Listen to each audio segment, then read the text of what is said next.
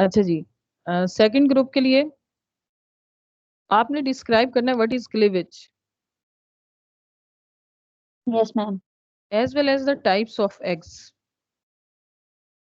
अब इसमें different organisms में आपको टाइप्स ऑफ एग्स जो हैं वो डिफरेंट मिलेंगे। आप इनवर्टिब्रेट से अगर स्टार्ट करते हैं तो वर्टिब्रेट तक जाते हुए आपको डिफरेंट मिलेंगे। तो आपने डिफरेंट ग्रुप सेलेक्ट कर लेने हैं, उनके अंदर आपने क्लीवेज का process as well as types of eggs.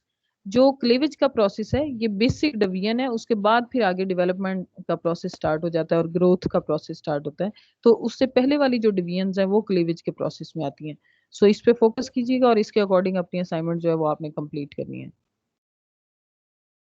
Okay, ma'am. Okay, group number 3।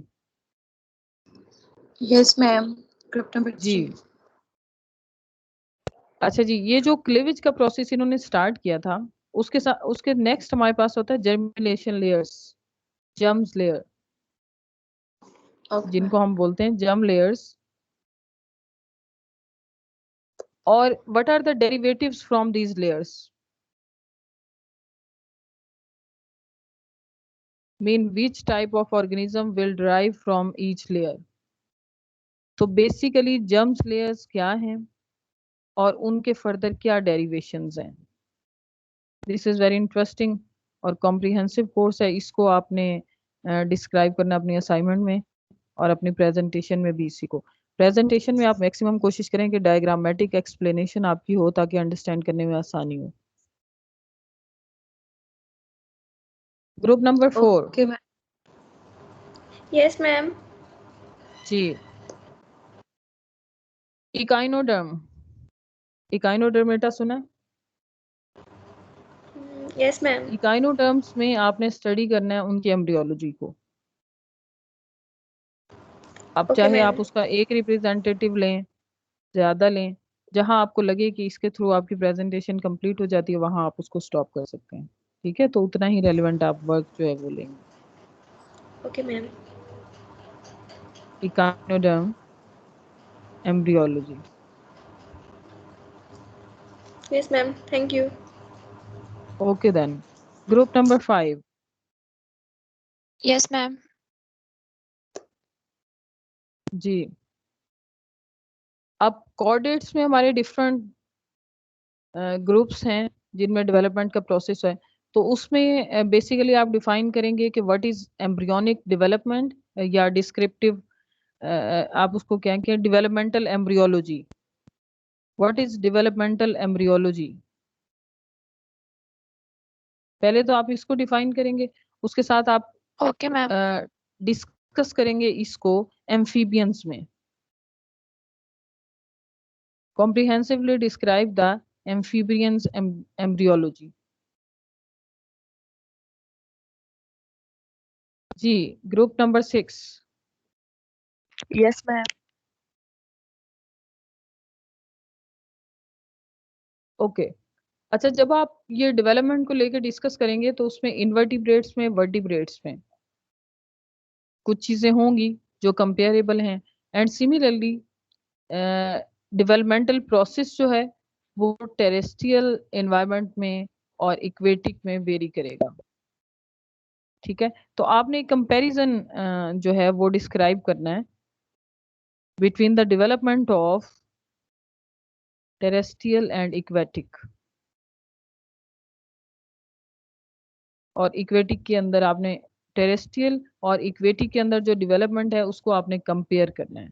दोनों इन्वायरमेंट के दरमियान में जो डिफरेंट ऑर्गेनिज्म की डेवलपमेंट है उसको आपने कंपेयर करना है। और कंपैरिजन डेफिनेटली आपका उसी तरह, उसी के जिस बेस्ट पॉसिबल वे में आप उसको डिस्क्राइब कर सकते हैं या कंपेयर कर सकते हैं, वो आपने इसको करना है। जी, अंडरस्टैंड कर लिया आपने? Yes, ma'am.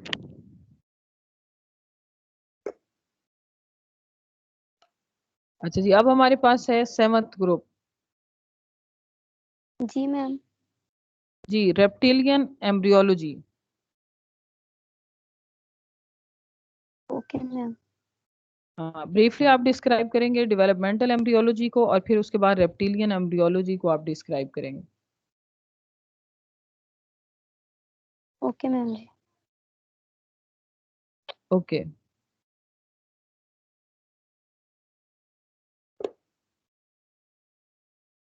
जी कितने ग्रुप हो गए हमारे पास? 7 कंप्लीट हो गए। Yes ma'am.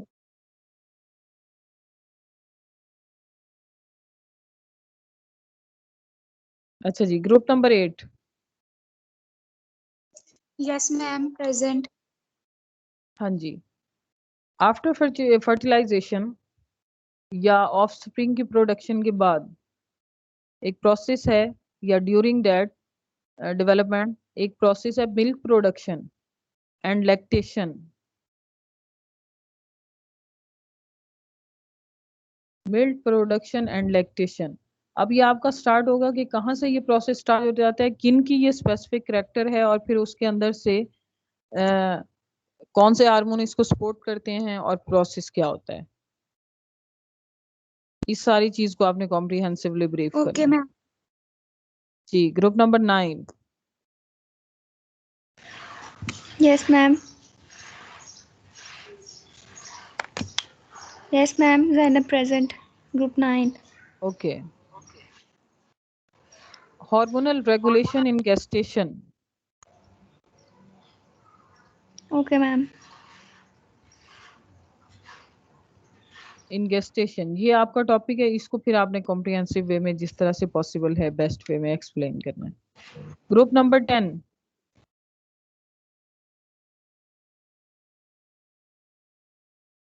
Yes ma'am. Group number 10। Ji hormonal control.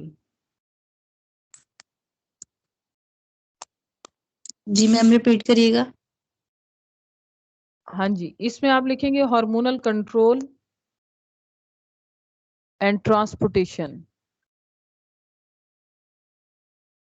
From where the hormone will produce, how these will transported from one place towards the other, और फिर इनका फर्दर फंक्शन क्या होगा।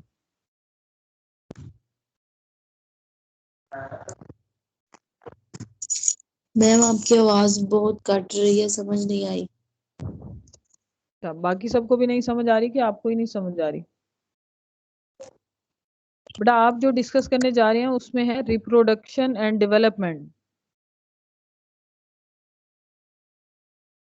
समझ आ रही है? यस मैम आ गई है। मैं ग्रुप 10 की मेंबर हूँ। Yes ma'am. आप ग्रुप 10 की मेंबर हैं, आपको आवाज भी आ रही है और आपको समझ भी आ रही है, क्योंकि आप समझना चाह रही हैं। अच्छा जी, Yes. बेसिक बेटा जो मेन हेडिंग है वो आपकी है रिप्रोडक्शन एंड डेवलपमेंट। उसके अंदर फॉल करते हुए आपने हार्मोनल कंट्रोल की तरफ जाना है। उसमें आपने करना क्या है कि डिफरेंट ग्रुप्स के जो मेंबर्स हैं उनको आप लेंगे। बहुत ज्यादा इसको लेंथी मत कर लीजिएगा, इसको ब्रीफ करके जितना पॉसिबल हो। मेंबर्स के अंदर आपने बताना है कि उनके कौन सी हार्मोनल प्रोडक्शन है और वो क्या कंट्रोल कर रहे हैं। सिंपल। Okay, ठीक ma'am. हो गया? हाँ, Yes, ma'am. स्पेसिफिकली फिर आप उसको ह्यूमन बींग्स पे ले जाइएगा। Group number 11। Thank you, ma'am. Yes, ma'am. Present. जी मैम। हाँ जी, male and female reproductive system. Okay, ma'am. Start कीजिएगा आप इनवर्टिब्रेट से। Yes, ma'am. बहुत ज्यादा नहीं, कोई कोई एक एक मेंबर लेते जाइएगा डिफरेंट ग्रुप्स में से, और इसको फिर आगे तक जाके आपने इसको कंपेयर करते जाना। Okay, ma'am. ठीक हो गया? सारे ग्रुप्स के असाइनमेंट के टाइटल कंप्लीट हो गए होंगे। ग्रुप के अगर ऑलरेडी आपने डिस्क्रिप्शन मुझे दी हुई है कि इस ग्रुप के अंदर ये रोल नंबर्स फॉल करते हैं, तो वो चेक कर लेती हूँ, नहीं तो एक दफा मुझे दोबारा सेंड कर दीजिए।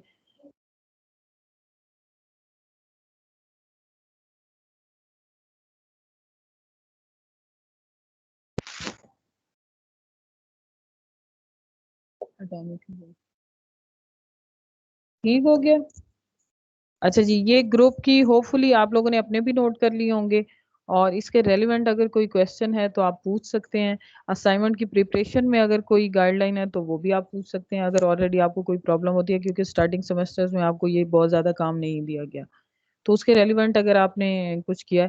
बेटा मैंने आपको एक दिन पहले भी मना किया था कि ये जो रिकॉर्डिंग वाला सिलसिला है, आप सिर्फ मुझे रिमाइंड करा सकते हैं कि रिकॉर्डिंग आप मैडम स्टार्ट कर लीजिए, और वो भी ड्यूरिंग लेक्चर। तो आज आपका कोई प्रॉपर लेक्चर नहीं है, तो इसकी वजह से कोई उसकी खास ज़रूरत नहीं है कि आप रिकॉर्डिंग करने लगे हुए हैं। अगर आप टाइटल्स नोट करें तो आप उसको अपने पास नोट कर सकते हैं। आप ग्रुप के अगर 4 to 5 मेंबर्स भी हैं तो वो सब वहाँ